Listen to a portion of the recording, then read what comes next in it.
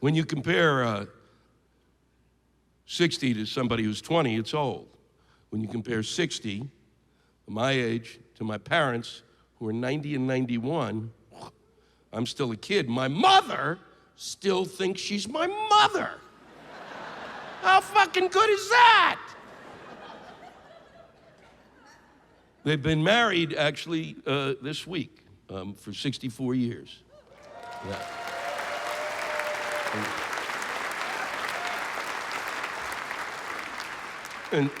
And those of you who didn't applaud, how bitter are you?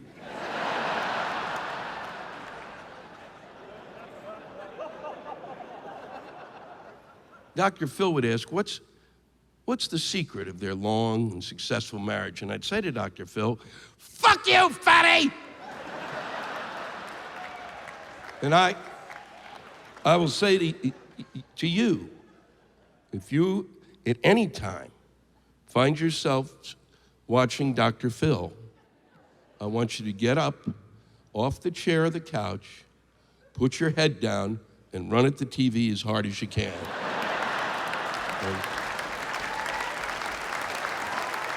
And I guarantee, when you come out of the coma, you're gonna thank me. I watched Dr. Phil for 7 minutes. That's all it took. You know, what's good for the dog isn't necessarily good for the frog.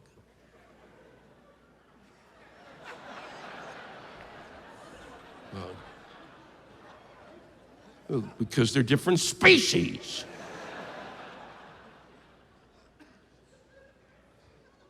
You all have seen the alien. Remember, the alien goes in your mouth, comes out your chest. I want you to think about that.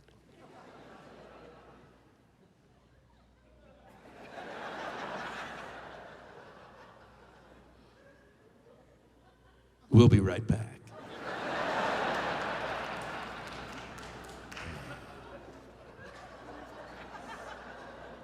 I won't be back, Dr. Phil, because I am going to spend the rest of the day looking for heroin.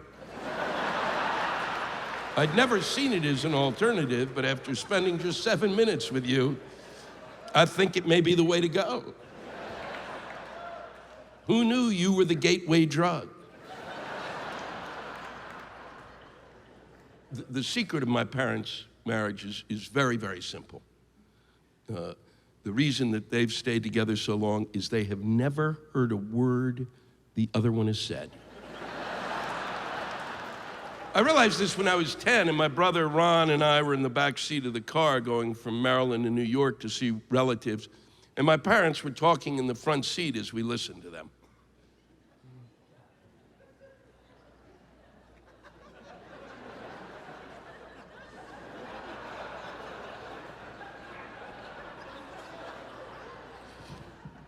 Don't cry. Don't cry. They're talking to imaginary people. I've been lucky. My parents are great, and they've given me a number of gifts, one which is a sense of humor, which people seem to enjoy, but which scares the fuck out of me. To give you an idea of where my sense of humor comes from, my mother, when she turned 90, I called, I said, how do you like being 90? How do I like it?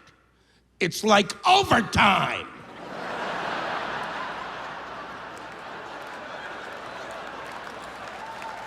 Happy birthday.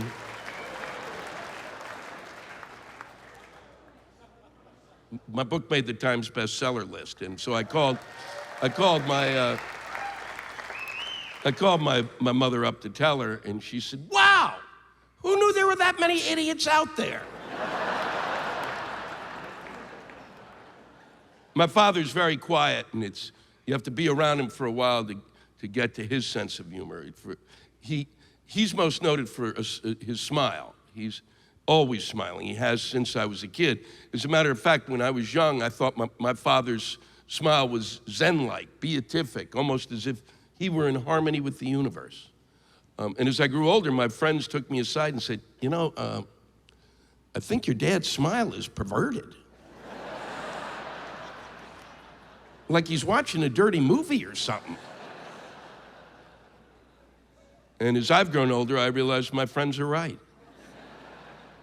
I called my dad after the Sarah Palin debate, and I said, what'd you think of Sarah, Pop? And he went, did you see her winking? How'd she know I was watching?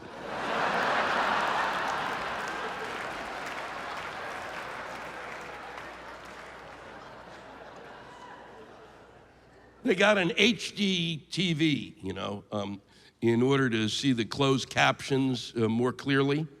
And I called Pop and said, what do you think of the HD? And he goes, I love it. The cleavage is crystal clear. The strangest moment I've shared with my parents was I had gotten a gig at Caesars in the Poconos of Pennsylvania. It's a resort area there. Caesars has these 4 kind of honeymoon getaways, lovers, retreats, no gambling. It's what it is it's like a group of fuck huts in the woods with names like Titty Titty Bang Bang, Spread Eagle, that kind of thing. These are serious fuck huts, okay? I mean, you walk in, there's a heart-shaped bed, fucky fuck fuck. Indoor pool, gotta fuck fuck. Sauna, fucky fuck, go upstairs.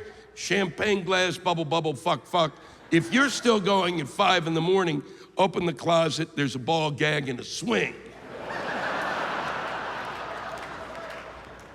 I told my parents I got the gig there, and my mother, they're 83 at the time, goes, we're going with you. I've always wanted to see that place.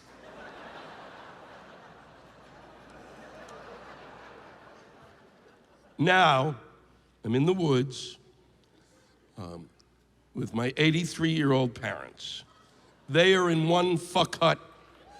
I am in the fuck hut next door. Alone, which is as close to being gay as I ever want to be. I open up my refrigerator that they have in the room, and there's some cut up vegetables and dip. So I bring it next door to my parents because they come out of the Depression and free food always makes them cry. They have a refrigerator in their room, so I say, I bet you got something in there, a surprise. And yes, it was. Now I'm standing in front of my 83-year-old parents, and in one hand I have a bowl of strawberries, and in the other, a bowl of whipped cream. And my mother looks at the whipped cream and goes, what's that for? And my father, without missing a beat, goes, it's for my balls.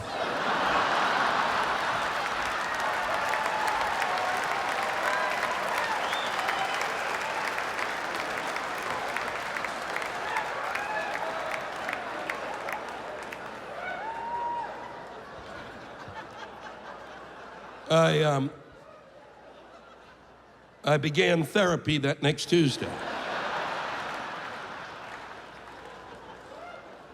It was the beginning of my Great Depression.